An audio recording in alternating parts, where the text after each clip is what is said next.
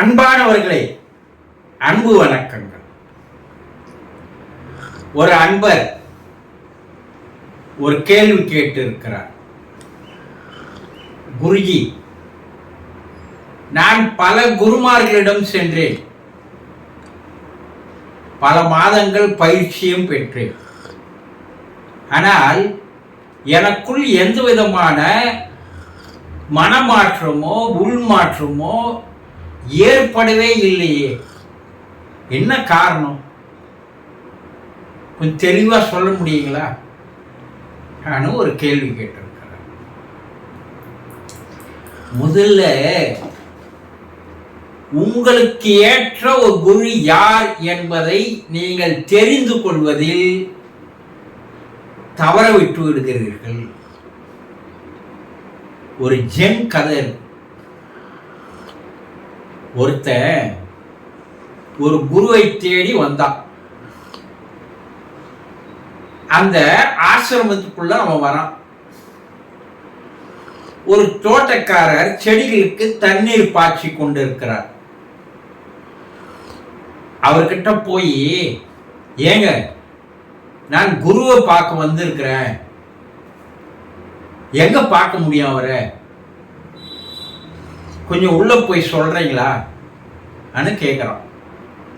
அவர் என்ன சொல்றாரு, உள்ள நேரா போ, ஒரு ஆள் இருக்கும், அந்த ஆள்ல உட்காரு, குரு வருவார், நான் சொல்லுகிறேன், போய் உட்காருன்னு சொல்ற. இவனு நேரா போய் என்ன பண்றான், அந்த ஆள்ல உட்காரலாம். சற்று நேரத்தில் அந்த தோட்டக்காரரே நேராக உள்ள வந்து குரு ஆசனத்தில் அமர்கிறார்.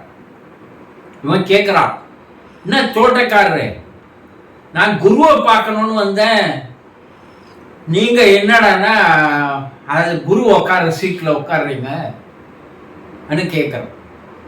அவர் சொல்றார், எப்பா, நீ தேடி வந்த குரு நான் தான், உனக்கு என்ன சந்தேகம் கேளு. ஐயா, நான் தோட்டக்காரர்கிட்ட எல்லாம் வந்து சந்தேகம் கேட்க மாட்டேன், பயிற்சியும் எடுத்துக்க மாட்டேன், நான் போய் வரேன்னு போயிடுறேன். இது ஒரு கதை. வேற ஒருத்தர் என்ன பண்றான், வேற ஒரு கதை. இந்த குரு பற்றிய கதைகள் மக்களிடையே ஒரு விழிப்புணர்வை ஏற்படுத்துவதற்காக பல 100 கதைகள் இருக்கு. அதில் உங்களுக்கு ஒரு 2 கதை சொல்றேன்.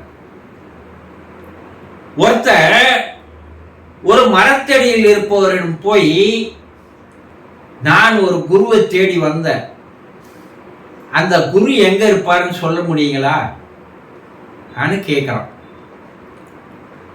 அவரு, ஏன்பா நீ தேடி வந்த குரு எங்க இருக்கிறாரு, அவர் எப்படி இருப்பாரு, நீ தான் தேடி கண்டுபிடிக்கணும், போய் தேடுப்பா போப்பான்னு சொல்லிடுற. இவனும் ஒரு 30 ஆண்டுகளாக பல இடங்களில் போய் எங்கெங்கயோ போய் குருவை தேடுறான், பல பேரை பார்க்கறான். ஆனா அவனுடைய மனதிற்கு இவங்க நம்ம குருவா இருக்க மாட்டாங்கன்ற சந்தேகத்துல போயினேங்கிறான். 30 ஆண்டுகளுக்கு பின்னாடி ஒருவரை சந்திக்கிறான். அப்பா, 30 ஆண்டுகள் நம்ம அலைஞ்சாலும் ஒரு நல்ல குரு இப்பதான் கண்டுபிடிச்சிருக்கிறோம், இவர் தான் உண்மையான குரு என்று அவரிடம் போய் காலில் விழுந்து, குருவே, என்னை சீடனா ஏத்துங்க, எனக்கு பல உபதேசங்களையும் பயிற்சிகளையும் தாங்கன்னு கேட்கிறான். அவர் என்ன கேட்கிறாரு, என்ன நல்லா உத்து பார்ப்பா, நீ நான் யாருக்கு தெரியுதா உனக்கு கேட்கிறாரு. இவனும் உத்து பார்க்கறான். அவனுக்கு தெரியல. ஏன்னா 30 ஆண்டுகளுக்கு பின்னால் அவர் தாடி பெருசா இருக்கு, ஜடாமுடி பெருசா இருக்கு, உருவம் மாறி போயிருக்கு எல்லாம். அப்ப அந்த குரு சொல்றார், 30 ஆண்டுகளுக்கு முன்னால் ஒரு அரச மரத்தடியில் அமர்ந்திருந்த, அப்போ வந்து என்னை கேட்ட, அப்ப என்ன நீ தெரிஞ்சுக்கல, 30 ஆண்டுகளுக்கு பின்னாடி இப்போ வந்து நான் தான் உன் குருன்னு தெரிஞ்சுக்கிற, ஏன்பா, ஏன் அப்போ உன்னால கண்டுபிடிக்க முடியலையா கேட்கிற. அவன் அப்படியே பிரமிச்சு போறான். இது என்ன கதைன்னா, உங்களுக்கு குரு யார் என்பதே உங்களுக்கு ஐடென்டிஃபை பண்ண முடியல உங்களால. நீங்க என்ன நினைக்கிறீங்க? குருன்னா பெரிய தாடியோடு இருப்பார், பெரிய ஜடாமுடியோடு இருப்பார், படோபடமா இருப்பார், அலங்காரத்தோடு இருப்பார், ஒரு பெரிய பீடத்தின் மேல் அமர்ந்திருப்பார், அவரை சுற்றி 10 சீடர்கள் அமர்ந்திருப்பார்கள். இப்படியெல்லாம் ஒரு கற்பனையில நீங்களே என்ன பண்ணிட்டு இருக்கிறீங்க? ஒரு குருவை இமேஜினேஷன் பண்ணி வச்சுக்கின்னு நீங்களே அது போல ஒரு உருவத்தை கொண்ட குருவை தேடுறீங்க. இதுதான் நடக்குது. அது உண்மையான குருவா இல்ல அவரு பொய் குருவா போலி குருவா என்பது தெரியல. அப்போ நீங்கள் உண்மையான குருவை தேடிக்கொண்டு போக வேண்டிய அவசியங்கள் இல்லை என்று மறைநூல்கள் கூறுகிறது. என்ன? நீங்க இறைவனிடம் ஒரு பிரார்த்தனை வைக்கணும். எப்படி? எனக்கு நல்ல ஒரு குருவை காட்டுப்பா, நீயே குருவா எனக்கு வாப்பா. அருணகிரிநாதர் பாடுவார், முருகனை நினைச்சு, குருவாய் வருவாய் அருள்வாய் குகனேன்னு சொல்லுவார். நீ நேர கடவுளா வராத, நீ நாடக கொட்டாயிலிருந்து வந்துட்டேன்னு நான் நினைப்பேன். நீ ஒரு மனித ரூபம் தாங்கி ஒரு குருவா நீ வா. குருவாய் வருவாய் அருள்வாய் குகனேன்னார். அப்ப குருமார்கள் என்பவர்கள் மனித ரூபத்தில் தான் இருப்பாங்க.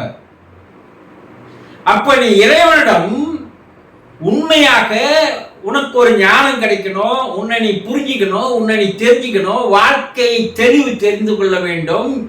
எதற்காக இந்த பிறப்பு, ஏன் நம்ம இப்படி வாழ்ந்து இருக்கிறோம், இதையெல்லாம் நீங்க உண்மையா தெரிஞ்சுக்கணும்னா உங்களுடைய சுய சொரூபத்தை நீங்கள் அறிந்து கொள்ள வேண்டும் என்ற ஆர்வம் உண்மையா உங்க மனசுல எழுமையானால் இறைவன் உங்களுக்கு உண்டான குருவை தானாக கொண்டு வந்து சேர்ப்பான். அப்ப குரு என்னை தேடின்னு வருவாரா? என் வீட்டுக்கு அது வந்து தட்டுவாரா? அப்பா நான் தான் உன் குருன்னு சொல்லுவாரா?